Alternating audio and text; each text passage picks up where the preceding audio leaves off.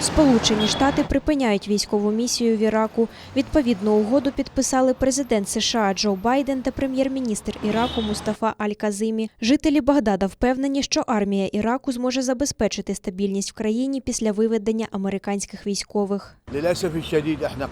Ми впораємося. У нас сильна армія, яка може захистити країну і стабільність. Але є певний сценарій – потрібен час.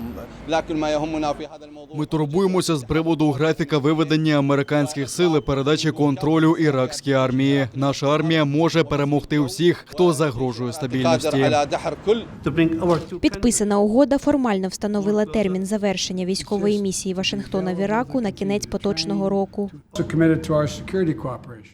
Ми віддані нашій співпраці в галузі безпеки. Наша протидія ІДІЛ є критично важливою для стабільності регіону та нашої співпраці у боротьбі з тероризмом. Ми це продовжимо і в новій фазі наших стосунків, а вони сьогодні міцніші, ніж будь-коли. Наша роль в Іраку – продовжувати навчати, допомагати і протистояти ісламській державі. Але ми не виконуватимемо бойових задач.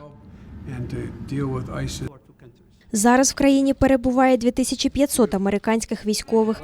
Вони націлені на боротьбу із залишками терористичного угруповання «Ісламська держава», забороненого в Росії та інших країнах.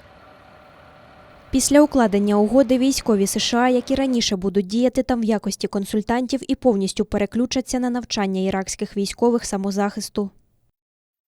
Очікується, що ця зміна на операціях майже не позначиться, оскільки Сполучені Штати раніше вже зосередилися на навчанні іракських сил. Угоду уклали в політично непростий час для іракського уряду. Прем'єр Аль-Казимі зіткнувся зі зростаючим тиском з боку Ірану, а також воєнізованих угруповань, які виступають проти військової ролі США в країні.